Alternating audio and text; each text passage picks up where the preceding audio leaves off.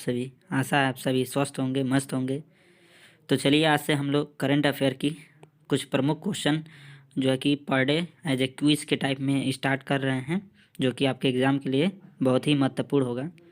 तो चलिए स्टार्ट करते हैं। शुरू करने से पहले जो है आप हमारे चैनल को सब्सक्राइब करें, लाइक करें और कमेंट करके ज़रूर अपना सजेशन जो है कि बताएं कि ये वीडियो आपको कैसी लगी। तो चलिए शुरू करते हैं क्वेश्चन नंबर 1 से। क्वेश्चन नंबर 1 है, फॉर्चून इंडिया ने 2021 के लिए 50 शक्तिशाली भारतीय महिलाओं की एक लिस्ट जारी की है। इस लिस्ट में पहले स्थान पर कौन है? फॉर्चून इंडिया ने 2021 में 50 शक्तिशाली भारतीय महिलाओं की एक लिस्ट जारी की है। इस लिस्ट में पहले स्थान पर कौन है? तो इसका सही जवाब है निर्मला सीतारमण जी। इसका सही जवाब है निर्मला सीतारमण जी। दोस्तों यहाँ पे आपको बता दें, फॉर्चून इंडिया जो है एक मैगज़ीन निकलती है जो दुनिया के जो है कि टॉप सबसे प्रभावशाली लोगों की एक सूची जारी करती है। तो फॉर्चून इंडिया इसी प्रकार भारतीय महिलाओं की जो कि भारत में सबसे ज़्यादा पावरफुल हैं उनकी भी लिस्ट जारी करती है। और इस लिस्ट में जो है निर्मला सीतारमण जी जो है 50 शक्तिशाली महिलाओं में नंबर 1 पे हैं। चलिए नेक्स्ट क्वेश्चन पे चलते हैं। क्वेश्चन नंबर 2 कह रहा है कि भारत अंतर्राष्ट्रीय व्यापार मेले में के 40वें संस्करण में किस राज्य ने स्वर्ण पदक जीता? क्वेश्चन नंबर 2 कह रहा है कि भारत अंतर्राष्ट्रीय व्यापार मेले के 40वें संस्करण में किस राज्य ने स्वर्ण पदक जीता? तो इसका सही जवाब है बिहार ने। बिहार ने जो है अंतर्राष्ट्रीय व्यापार मेले के 40वें 40 एडिशन में जो है 14th नंबर का जो एडिशन है उसमें जो है बिहार राज्य ने स्वर्ण पदक जीता है, स्वर्ण पदक के रूप में। चलिए क्वेश्चन नंबर 3 में चलते हैं। क्वेश्चन नंबर 3 कहता है कि रूस ने यंत्रा शिपयार्ड में निर्मित भारतीय नौसेना को 7वां फ्रिगेट सौंपा, उसका नाम क्या है? दोबारा सुनेंगे, रूस ने यंत्रा शिपयार्ड में निर्मित भारतीय नौसेना को 7वां फ्रिगेट सौंपा, उसका नाम क्या है? तो इसका सही जवाब है तुसील। इसका सही जवाब है तुसील। दोस्तों यहाँ पे आपको एक अतिरिक्त जानकारी दे दें कि जो है कि भारतीय नौसेना या कोई भी नौसेना हो उनके पास मुख्यतः दो ऐसे जहाज़ होते हैं जिनको हम लोग, एक को हम लोग फ्रिगेट बोलते हैं, एक को क्या बोलते हैं? एक को हम लोग फ्रिगेट बोलते हैं, फ्रिगेट। एक को हम लोग फ्रिगेट बोलते हैं और दूसरा जो होता है जिसको हम लोग डिस्ट्रॉयर बोलते हैं। क्या बोलते हैं? डिस्ट्रॉयर। दूसरे को हम लोग क्या बोलते हैं? डिस्ट्रॉयर। तो फ्रिगेट और डिस्ट्रॉयर में मेजर डिफरेंस होता क्या है, यहाँ आपको जान लेना ज़रूरी है। जितने भी फ्रिगेट होते हैं वो छोटे लेवल के जहाज, ऐसे जहाज होते हैं जो कि normally anti satellite anti missile से जो है कि युक्त होते हैं। वे छोटे छोटे कामों में यूज किए जाते हैं। और जो डिस्ट्रॉयर होते हैं वो बड़ी बड़ी जहाज़ों को जो है डुबाने में, या उनको कहा जाए कि उन पे जो है ऐसे ऐसे मिसाइल लगाए जाते हैं जो कि किसी भी बड़ी जहाज़ को डुबाने में, या कोई पनडुब्बी हो उसको डुबाने में जो है महत्वपूर्ण भूमिका निभाते हैं। तो आप सिंपल में ये जान जाएं कि जो फ्रिगेट होते हैं वो छोटे लेवल के जंगी जहाज़ होते हैं और जो डिस्ट्रॉयर होते हैं वो बड़े लेवल के जहाज़ होते हैं जो कि युद्ध में यूज किए जाते हैं या प्रयोग किए जाते हैं। तो चलिए नेक्स्ट क्वेश्चन पर चलते हैं। Question number 4। क्वेश्चन नंबर 4 क्या कहता है? क्वेश्चन नंबर 4 में कह रहा है कि निम्नलिखित में से किस देश ने अपना पहला सौर अन्वेषण उपग्रह सीहे को लॉन्च किया है? यहाँ पे पूछा जा रहा है कि सौर अन्वेषण उपग्रह, इसका नाम क्या बताया गया है? सीहे। इसको आप लोग ध्यान में रखेंगे, सीहे। तो पहला ऐसा कौन सा देश है जिसने अपना सौर अन्वेषण उपग्रह सीहे को लॉन्च किया? तो इसका सही जवाब है चाइना। इसका सही जवाब है चाइना। चलिए नेक्स्ट क्वेश्चन पे चलते हैं, क्वेश्चन नंबर 5 की तरफ। क्वेश्चन नंबर 5 है, भारतीय मूल के किस महिला को हाल ही में कनाडा का नया रक्षा मंत्री नियुक्त किया गया है? भारतीय मूल के किस महिला को हाल ही में कनाडा का नया रक्षा मंत्री नियुक्त किया गया है? तो इसका सही जवाब है अनीता आनंद को। इसका सही जवाब है अनीता आनंद को। तो चलिए नेक्स्ट क्वेश्चन पे चलते हैं, क्वेश्चन नंबर 6 की तरफ। क्वेश्चन नंबर 6 क्या कह रहा है क्वेश्चन नंबर 6 में है, वर्ष 2022 में G20 सम्मेलन का आयोजन कहाँ किया जाएगा? वर्ष 2022 में G20 सम्मेलन का आयोजन कहाँ किया जाएगा? तो देखिए दोस्तों, जो है कि बहुत सारे देशों के अलग अलग ग्रुप्स होते हैं, उन ग्रुप्स को अलग अलग नामों से जाना जाता है। तो उन्हीं में से एक ग्रुप है जिसको हम लोग G20 कहते हैं। G20 को अगर आप देखेंगे तो ये दुनिया की प्रमुख अर्थव्यवस्था वाले ऐसे देश हैं जिसमें मुख्य रूप से जो है कि 20 कंट्रीज शामिल होते हैं, पार्टिसिपेट करते हैं। उसमें अपना प्यारा भारत इंडिया भी शामिल होता है। तो इस साल यानी कि 2022 में जो सम्मेलन G20 का होने वाला है वो कहाँ पे होगा? इटली में। कहाँ पे होगा? इटली में। तो चलिए नेक्स्ट क्वेश्चन पे चलते हैं, क्वेश्चन नंबर 7 की तरफ। क्वेश्चन नंबर 7 है, चुनावी कार्य में तेजी और पारदर्शिता लाने हेतु भारतीय निर्वाचन आयोग ने किस ऐप को लॉन्च किया है? चुनावी कार्य में तेजी और पारदर्शिता लाने हेतु भारतीय निर्वाचन आयोग ने किस ऐप को लॉन्च किया है? तो इसका सही जवाब है गरुड़ एप्लीकेशन, यानी कि गरुड़ ऐप जो है इसको लॉन्च किया गया है। जो कि किसके द्वारा लॉन्च किया गया है? तो आप बताएंगे निर्वाचन आयोग के द्वारा। निर्वाचन आयोग, ठीक है। तो आप याद रखेंगे निर्वाचन आयोग के द्वारा जो है गरुड़ ऐप को लॉन्च किया गया है ताकि जो चुनावी कार्य हैं उसमें तेज़ी और पारदर्शिता लाया जा सके। यहाँ पे आपको अतिरिक्त चीज़ बता दें, अगर आपसे पूछा जाए कि भारत में निर्वाचन आयोग की स्थापना कब हुई थी, तो आप बताएंगे भारत में जो निर्वाचन आयोग है इसकी जो स्थापना है वो 25 जनवरी 1950 को स्थापना हुआ था, ठीक है। और इसी वजह से जो है भारत में जो है 25 जनवरी को यानी कि 25 जनवरी को जो है भारत में क्या मनाया जाता है? मतदाता दिवस मनाया जाता है। तो इसको ध्यान में रखेंगे। तो चलिए नेक्स्ट क्वेश्चन पे चलते हैं, क्वेश्चन नंबर 8 की तरफ। क्वेश्चन नंबर 8 है, गरीबी रेखा से नीचे रहने वाली आबादी को मुफ्त गैस सिलेंडर मुहैया कराने हेतु प्रधानमंत्री उज्ज्वला योजना पार्ट 2 का शुभारंभ कहाँ से किया गया है? देखिए दोस्तों, प्रधानमंत्री नरेंद्र मोदी के द्वारा जो भी लोग गरीबी रेखा से नीचे जो है कि जीवन यापन करने वाले लोग हैं उनको मुफ्त में गैस सिलेंडर मुहैया कराने के लिए एक स्कीम चलाई गई थी जिसको हम लोग प्रधानमंत्री उज्ज्वला योजना कहते हैं। क्या कहते हैं? प्रधानमंत्री उज्ज्वला योजना कहते हैं। और इस उज्ज्वला योजना के तहत जो है महिलाओं के नाम से जो है कि प्रत्येक जो गरीबी रेखा से नीचे हैं उनको मुफ्त में एक गैस सिलेंडर प्रदान किया जाता था। तो इसका जो है दूसरा जो संस्करण है यानी कि सेकंड जो पार्ट है वो कहाँ से स्टार्ट किया गया है? तो इसका सही जवाब है महोबा डिस्ट्रिक्ट से। इसको याद में रखेंगे। तो चलिए नेक्स्ट क्वेश्चन पे चलते हैं, क्वेश्चन नंबर 9 की तरफ। क्वेश्चन 9 है कि प्रशासनिक कार्यों को पेपरलेस, त्वरित एवं सुगम बनाने के लिए किस राज्य सरकार द्वारा, सॉरी दोस्तों यहाँ पे मुझे कुछ लग रहा है गलत है क्वेश्चन, तो चलिए सही है, दोबारा पढ़ेंगे इसको। प्रशासनिक कार्यों को पेपरलेस, त्वरित एवं सुगम बनाने के लिए किस राज्य सरकार द्वारा ई सरकार ऐप को लॉन्च किया गया है? यानी कि प्रशासनिक कार्यों को पेपरलेस एवं सुगम बनाने के लिए, त्वरित बनाने के लिए किस राज्य सरकार के द्वारा जो है कि ई सरकार ऐप को लॉन्च किया गया है? तो इसका सही जवाब है गुजरात। इसका सही जवाब है गुजरात के द्वारा जो है त्वरित एवं सुगम बनाने के लिए ई सरकार ऐप पोर्टल को लॉन्च किया गया है। तो चलिए नेक्स्ट क्वेश्चन पे चलते हैं, नंबर 10 है। क्वेश्चन नंबर 10 को देखेंगे। तमिलनाडु स्थित कुंडलकुलम परमाणु संयंत्र ऊर्जा संयंत्र में 5वां न्यूक्लियर रिएक्टर का निर्माण किस देश के सहयोग से किया जा रहा है? तमिलनाडु स्थित कुंडलकुलम परमाणु ऊर्जा संयंत्र में 5वां न्यूक्लियर रिएक्टर का निर्माण किस देश के सहयोग से किया जा रहा है?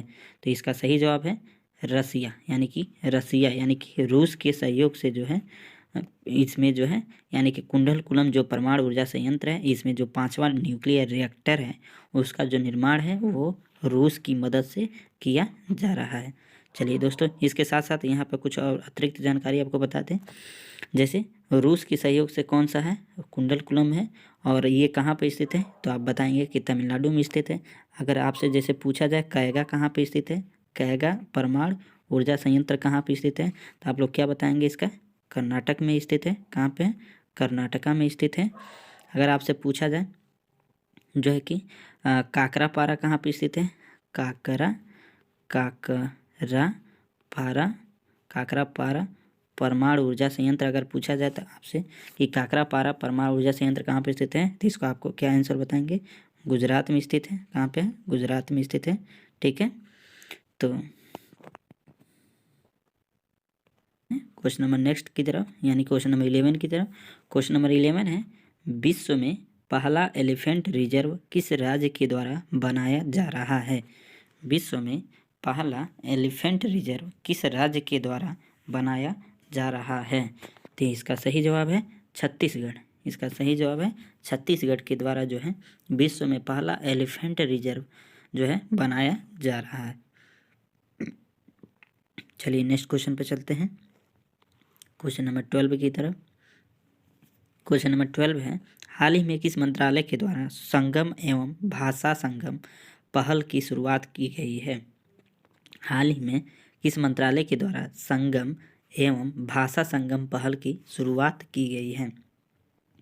इसका सही जवाब होगा शिक्षा मंत्रालय। इसका सही जवाब होगा शिक्षा मंत्रालय। दोस्तों यहाँ पे आपको 2-3 बातें जान लेना जरूरी है कि पहले जो है शिक्षा मंत्रालय को हम लोग किस नाम से जानते थे? एचआरडी मिनिस्ट्री बोलते थे उसको, ह्यूमन रिसोर्स एंड डेवलपमेंट मंत्रालय जिसको हम लोग बोला जाता था, जिसको हिंदी में हम लोग बोलते हैं मानव संसाधन विकास मंत्रालय के नाम से जानते थे।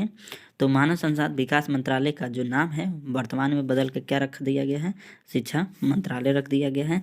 तो इसी मंत्रालय के द्वारा भाषा को आसानी से समझने के लिए भाषा संगम पहल एवं संगम पहल की शुरुआत की गई है।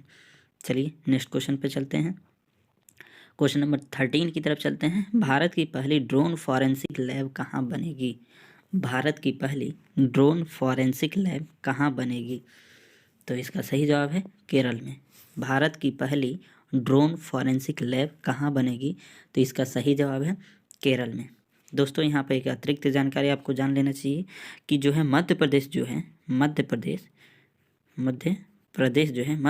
में जो है इन ड्रोन जितने भी ड्रोन हैं उनके लिए एक अतिरिक्त जो है कि विद्यालय की स्थापना की गई है जहाँ पे ड्रोन से संबंधित जानकारी मिलेगी। तो चलिए आगे नेक्स्ट क्वेश्चन पे चलते हैं।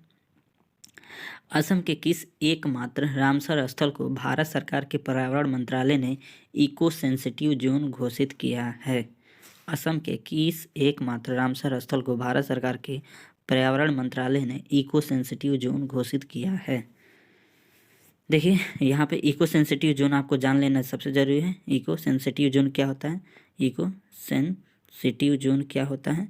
तो आपको इको सेंसिटिव जोन का मतलब होता है कि ऐसा जोन जहाँ पे जो पारिस्थितिकी तंत्र जो है वो जो है कि डेंजर्ड कैटेगरी में है, यानी कि वहाँ पे खतरे की जो भी जीव जंतु पेड़ पौधे पाए जा रहे हैं वो क्या है? डेंजर्ड कैटेगरी में चले गए हैं, तो उसको इको सेंसिटिव जोन घोषित कर दिया जाता है। यानी कि वहाँ पे जो भी जीव जंतु पाए जाते हैं वो धीरे धीरे विलुप्त होते जा रहे हैं, उन्हें संरक्षण की आवश्यकता है। तो इस वजह से जो है पर्यावरण मंत्रालय जो है उनको इको सेंसिटिव जोन घोषित करता है। तो यहाँ पे पूछा गया कि असम का एकमात्र रामसर स्थल वो कौन सा है जिसको भारत सरकार के पर्यावरण मंत्रालय ने जो है इको सेंसिटिव जोन घोषित किया है? तो इसका सही जवाब है दीपोर वन्यजीव अभ्यारण्य। दीपोर वन्यजीव अभ्यारण्य। यहाँ पर एक चीज़ और आपको पूछा जाए, अगर आपसे पूछ दिया जाए कि भारत सरकार के वर्तमान में पर्यावरण मंत्रालय की जिम्मेदारी किसके पास है, तो आपसे अगर पूछा जाए तो आप क्या बताएंगे? इसका आंसर भूपेंद्र यादव जी। क्या बताएंगे? भूपेंद्र यादव जी। जैसे कि मैंने जो है कि आपको जब मिनिस्टर उनके मंत्रालय के बारे में जब पढ़ाया था तो वहाँ पे बताया था किस मंत्री के पास कौन सा मंत्रालय है, तो आप उसको ज़रूर देखें। जो है कि नीचे कमेंट सेक्शन में उसका लिंक पिन करा दिया जाएगा।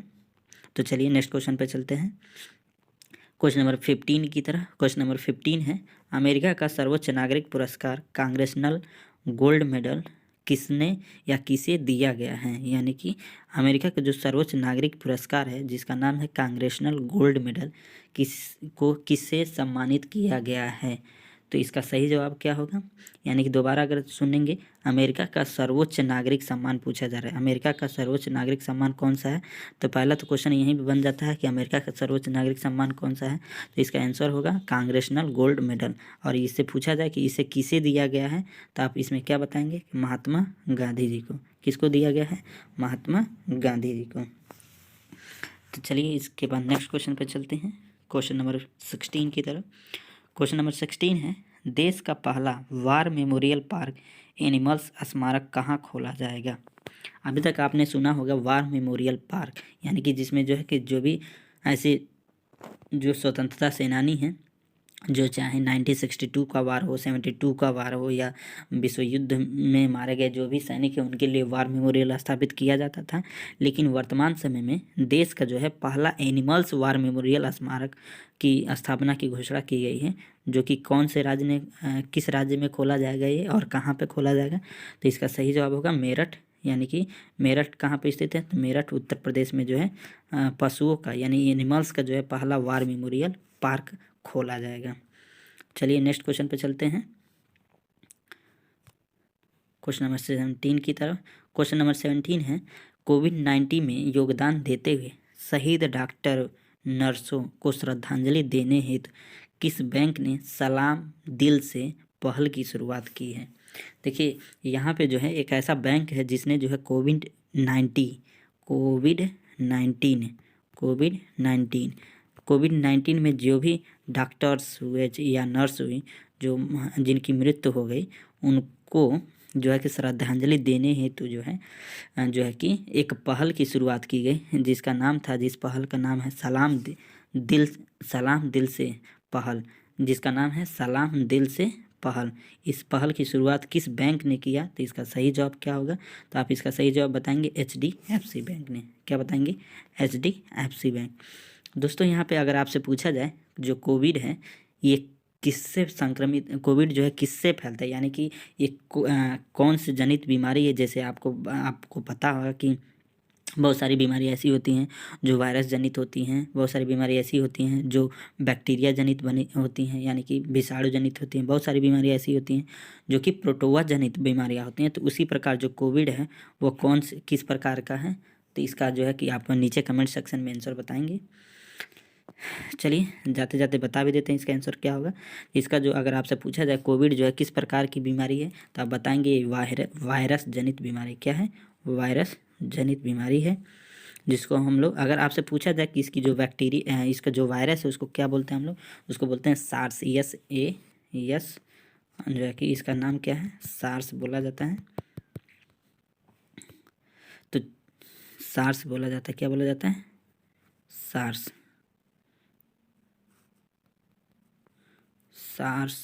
बोला जाता है इसका। ठीक है, तो चलिए नेक्स्ट क्वेश्चन पे चलते हैं, क्वेश्चन नंबर 18 की तरफ। क्वेश्चन नंबर 18 है, भारत का 53 नंबर का जो बाघ अभयारण्य है वो कौन बना है। भारत का 53 नंबर का बाघ अभयारण्य कौन है, तो इसका सही जवाब है गुरु घासीदास राष्ट्रीय उद्यान। गुरु घासीदास राष्ट्रीय उद्यान। अगर आपसे पूछा जाए कि जो है कि श्री विल्लू पुथुर मेघामलाई टाइगर रिजर्व कहाँ पे स्थित है, तो इसका क्या आप आंसर बताएंगे, इसका सही जवाब क्या होगा। तो आपको अगर पूछा जाए श्री विल्लू पुथुर मेघामलाई टाइगर रिजर्व कहाँ पे स्थित है, तो इसका सही जवाब है तमिलनाडु में स्थित है। कहाँ पे है, तमिलनाडु में स्थित है। अगर आपसे पूछा जाए गुरु घासीदास राष्ट्रीय उद्यान कहाँ पे स्थित है, तो इसका आप क्या जवाब देंगे, इसका सही जवाब है छत्तीसगढ़। क्या है इसका सही जवाब, छत्तीसगढ़ है। कहाँ पे है, छत्तीसगढ़ में जो है गुरु घासीदास राष्ट्रीय उद्यान है। इसके अलावा अगर आपसे पूछा जाए वाल्मीकि टाइगर रिजर्व कहाँ पे स्थित है, तो इसका सही जवाब क्या होगा, बिहार में स्थित है। बिहार में क्या है, वाल्मीकि टाइगर रिजर्व है। अगर आपसे पूछा जाए कि जो है कि रामगढ़ विषधारी अभयारण्य कहाँ पे है, तो इसका क्या आंसर आप बताएंगे, राजस्थान में। कहाँ पे है, राजस्थान में। ठीक है, तो आप याद रखेंगे कि जो है कौन से टाइगर रिजर्व कहाँ पे स्थित है, ये भी आपसे पूछा जाता है। इसके लिए मैं एक सेपरेट वीडियो बनाऊंगा, ठीक है, तो उसको आप ज़रूर देखेंगे। तो चलिए आगे नेक्स्ट क्वेश्चन पे चलते हैं, क्वेश्चन नंबर 19 की तरफ। क्वेश्चन नंबर 19 पूछ रहा है कि संयुक्त राष्ट्र की सुरक्षा परिषद की अध्यक्षता भारत ने किस महीने भर के लिए संभाला था। अगर आपसे पूछा जाए संयुक्त राष्ट्र की सुरक्षा परिषद की अध्यक्षता भारत ने किस महीने भर के लिए संभाला था? तो इसका सही जवाब वैसे तो होगा अगस्त माह के लिए, लेकिन आपको यहाँ पे कुछ जानकारी और जान लेनी चाहिए कि जो संयुक्त राष्ट्र संघ है उसमें उसके दो बॉडी होती हैं। एक को हम लोग बोलते हैं सिक्योरिटी काउंसिल, क्या बोलते हैं? सिक्योरिटी काउंसिल होती है, एक होती है महासभा। तो जो सिक्योरिटी काउंसिल होती है उसमें दो टाइप के मेंबर पाए जाते हैं। एक को हम लोग बोलते हैं परमानेंट मेंबर, एक को क्या बोलते हैं? Permanent member. एक को बोलते हैं परमानेंट मेंबर, एक जो मेंबर होते हैं वो अपरमानेंट यानी कि नॉन परमानेंट होते हैं, नॉन परमानेंट मेंबर होते हैं। तो जो नॉन परमानेंट मेंबर होते हैं उसमें टोटल कितने मेंबर होते हैं? 10 कंट्री होती हैं। और जो परमानेंट मेंबर होते हैं उसमें कितने होते हैं? तो 5 कंट्री होती हैं। ठीक है, तो इन 5 कंट्री जिनको हम लोग P5 के नाम से भी जानते हैं, P5, ठीक है। और जो नॉन परमानेंट मेंबर होते हैं जिसमें 10 कंट्री होते हैं, तो इन 10 कंट्रियों में से एक जो है भारत भी था, जिसको जो है 2021 में जो है अगस्त माह में उसको अध्यक्षता मिला था सिक्योरिटी काउंसिल की। ठीक है, तो ये बात आप ध्यान में रखेंगे कि जो संयुक्त राष्ट्र सुरक्षा परिषद होता है उसके 2 मेंबर होते हैं, जिसको एक को हम लोग परमानेंट यानी कि अस्थायी सदस्य, एक को अपरमानेंट यानी कि नॉन परमानेंट यानी कि अस्थायी सदस्य। अगर आपसे परमानेंट मेंबर पूछा जाए तो P5 यानी कि 5 ऐसे कंट्री होते हैं जो परमानेंट मेंबर होते हैं। अगर नॉन परमानेंट की बात किया जाए तो 10 ऐसे कंट्री होते हैं जो नॉन परमानेंट होते हैं, जो इनका टेन्योर जो होता है 2 साल के लिए होता है, यानी कि ये प्रत्येक दूसरे बाद जो है एक दूसरे को रिप्लेस करते जाते हैं और नई कंट्री बनती जाती है। लेकिन ये जो 5 कंट्री जो होते हैं P5 जिनको बोलते हैं ये परमानेंट होते हैं, जिनकी सदस्यता हमेशा बनी रहती है। अगर इसमें आपसे पूछा जाए ये 5 कंट्री कौन कौन से हैं तो आप याद रखेंगे, पहले पे है अमेरिका, ब्रिटेन, रसिया, चाइना और फ्रांस। ये 5 ऐसे कंट्री हैं, दोबारा सुनेंगे, अमेरिका, फ्रांस, रसिया, चाइना और यूके। ये 5 ऐसे कंट्री हैं जिसको P5 कंट्री के नाम से भी जानते हैं, ये परमानेंट मेंबर होते हैं। ठीक है, तो इस चीज़ को आप ध्यान में रखेंगे। चलिए नेक्स्ट क्वेश्चन पे चलते हैं, क्वेश्चन नंबर 20 की तरफ। क्वेश्चन नंबर 20 है, भारत की भीम UPI को अपनाने वाला पहला पड़ोसी देश कौन बना है? भारत की भीम UPI को अपनाने वाला जो है कि पहला पड़ोसी देश कौन बना है? तो इसका सही जवाब है भूटान। भूटान जो है भीम UPI, आप सब लोग को पता होगा भीम UPI क्या है। ठीक है, आप लोग जितने भी लोग जो है कि मोबाइल एंड्रॉयड फ़ोन यूज करते होंगे सभी लोग UPI के यूज करते हैं। UPI यूनिफाइड पेमेंट इंटरफेरेंस जिसको बोलते हैं हम लोग। ठीक है, UPI सभी लोग चलाते होंगे। तो UPI ही जो है जिसको हम लोग भीम UPI बोलते हैं, इसको अपनाने वाला जो है कि इस भीम UPI को अपनाने वाला भारत का पहला पड़ोसी देश कौन बना है? तो आप याद रखेंगे भूटान। भूटान जो है इस भीम UPI को अपनाने वाला पहला पड़ोसी देश बना है। अगर आपसे पूछा जाए भीम UPI को कंट्रोल कौन करता है तो आप हमेशा ये ध्यान रखेंगे कि जो NPCI है, national payment corporation of India, NPCI क्या बोलते हैं इसको, national payment corporation of India जो है इस भीम UPI को संचालित करती है। ठीक है, तो इसको आप ध्यान में रखेंगे। तो चलिए नेक्स्ट क्वेश्चन पे चलते हैं, क्वेश्चन नंबर 22 की तरफ। क्वेश्चन नंबर 22 है कि भारत में वर्तमान में कुल कितने रामसर साइट हैं? भारत में वर्तमान में कुल कितने रामसर साइट हैं? तो इसका सही जवाब है वर्तमान में भारत में कुल कितने रामसर साइट अगर आपसे पूछा जाए तो इसका सही जवाब क्या होगा? तो आप बताएंगे 49। इसका सही जवाब क्या है? 49। इसके पहले जो है 47 रामसर साइट थे इंडिया में। कितने थे? 47, जिसमें हाल ही में जो है अभी जो है कि जनवरी के लास्ट या इंडिया और फरवरी के आसपास में, यानी कि फरवरी में ही आप कहेंगे 2 फरवरी को जो है पूरी दुनिया में जो है कि 2 फरवरी को वेटलैंड डे घोषित किया गया है, यानी कि 2 फरवरी को जो है कि वेटलैंड डे मनाया जाता है। और उसी दिन जो है कि भारत में 2 और नए रामसर साइटों को जोड़ा गया था, जिसमें से एक जो है खिजड़िया, क्या नाम है एक का? खिजड़िया जो है, खिजड़िया वन्य जीव अभयारण्य है या खिजड़िया वेटलैंड भी बोल सकते हैं आपको। तो खिजड़िया वेटलैंड जो है जो कि गुजरात में स्थित है उसको इंक्लूड किया गया है। और दूसरा यूपी का एक जो है कि रामसर स्थल है जिसको हम लोग क्या बोलते हैं? बखिरा पक्षी उद्यान है ये जो है, जो कि संत कबीर नगर डिस्ट्रिक्ट में पड़ता है, इसको इंक्लूड किया गया। और इस प्रकार वर्तमान में कितने टोटल हो गए? 49 जो है कि रामसर यानी कि वेटलैंड जो है स्थल हो चुके हैं। तो चलिए नेक्स्ट क्वेश्चन पे चलते हैं, क्वेश्चन नंबर 23 की तरह क्वेश्चन नंबर 23 पूछ रहा है कि यूपी में कुल कितने रामसर स्थल हैं। यूपी में कुल कितने रामसर स्थल हैं। तो इसका सही जवाब क्या होगा 10। इसका सही जवाब क्या होगा 10, यानी कि 10 रामसर साइट हैं। अभी आपको बताया मैंने पिछले वीडियो में, पिछले जो है क्वेश्चन में, कि कुछ समय पहले जो है टोटल रामसर यूपी में यानी कि भारत में कितने थे, तो आप बताएंगे 47, जिसमें +2 ऐड हो चुके हैं, जिसमें एक खिजड़िया बताया था मैंने और एक क्या बताया था बखिरा। तो बखिरा जो है संत कबीर नगर ज़िले में है और संत कबीर नगर ज़िला जो यूपी में पाया जाता है। तो इस प्रकार यूपी में कुल कितने रामसर साइट हो गए हैं, तो टोटल यूपी में कितने रामसर साइट हैं, तो 10। और हाल ही में अगर पूछा जाए हाल ही में कौन सा रामसर साइट जोड़ा गया है, तो आप बताएंगे हाल ही में 2 रामसर साइट जोड़े गए हैं, जिसमें से एक रामसर साइट कौन सा है, तो आप बताएंगे पहला है बखिरा, बखिरा झील है जो कि संत कबीर नगर में पड़ता है। दूसरा क्या है खिजड़िया, क्या है खिजड़िया, ठीक है। खिजड़िया और बखिरा जो है ये 2 रामसर साइट जोड़े गए हैं। और इस प्रकार इंडिया की बात करें तो 49 रामसर साइट हो गए हैं, ठीक है। कितने रामसर साइट हो गए हैं 49। और अगर जो है कि यूपी की बात किया जाए तो कितने रामसर साइट हो गए हैं, तो 10 रामसर साइट हो गए, ठीक है। तो चलिए नेक्स्ट क्वेश्चन पे चलते हैं, क्वेश्चन नंबर 24 की तरफ। हाल ही में अमूर्त धरोहर में किसको शामिल किया गया है। हाल ही में अमूर्त धरोहर में किसको शामिल किया गया है। तो देखिए दोस्तों यहाँ पे जो है कि अमूर्त और मूर्त 2 टाइप के धरोहर होते हैं, जिनको हम लोग हेरिटेज साइट भी बोलते हैं। क्या होते हैं हेरिटेज साइट कहते हैं। एक को हम लोग बोलते हैं मूर्त धरोहर, एक को बोलते हैं अमूर्त धरोहर। अमूर्त धरोहर यानी इनटेंजिबल साइट बोला जाता है, यानी कि ऐसे साइट जिसको आप छू नहीं सकते हैं, केवल महसूस कर सकते हैं, उसको समझ सकते हैं। तो ऐसे साइट को हम लोग क्या बोलते हैं इनटेंजिबल साइट, यानी कि इनटेंजिबल हेरिटेज साइट बोला जाता है, अमूर्त धरोहर। तो उसमें जो है कि अभी हाल ही में जो है कि दुर्गा जो पूजा है, जो कि वेस्ट बंगाल में मनाया जाता है खासकर, तो दुर्गा पूजा को इंटेंजिबल हेरिटेज साइट में इंक्लूड किया गया है। और अगर आपसे पूछा जाए कि भारत में वर्तमान में कुल कितने इंटेंजिबल साइट हैं, तो आप जवाब देंगे 14। कितने साइट है 14।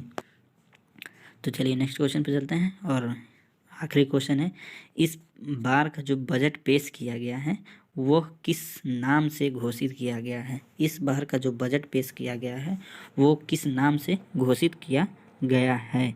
तो इस बार का जो बजट है उसको हम लोग अमृतकाल का बजट किस नाम से घोषित किया गया है, अमृतकाल का बजट कहते हैं। यानी कि इस बार का जो बजट है, जो कि भारत जो है अपना 75वीं वर्षगांठ भी मना रहा है, ठीक है। तो इस प्रकार जो है कि भारत जो है अमृत महोत्सव मना रहा है, 75वीं अमृत महोत्सव मना रहा है। तो इसलिए जो है इस बार की जो बजट जो है उस बजट में 25 साल के टारगेट को रख कर बनाया गया है। और इसलिए इस बजट का नाम क्या रखा गया है, अमृतकाल का बजट। क्या नाम रखा गया है, अमृतकाल का बजट। तो चलिए दोस्तों इस प्रकार जो है कि हमारा 25 क्वेश्चन समाप्त हुए। तो आशा है आप लोग को ये वीडियो अच्छी लगी होगी, पसंद आई होगी। तो अपना सुझाव ज़रूर दें कमेंट बॉक्स में, और जो है वीडियो को ज़्यादा से ज़्यादा शेयर करें, लाइक करें और हमारे चैनल को सब्सक्राइब जरूर करें इस प्रकार के अच्छे वीडियो प्राप्त करने के लिए। जय हिंद, जय।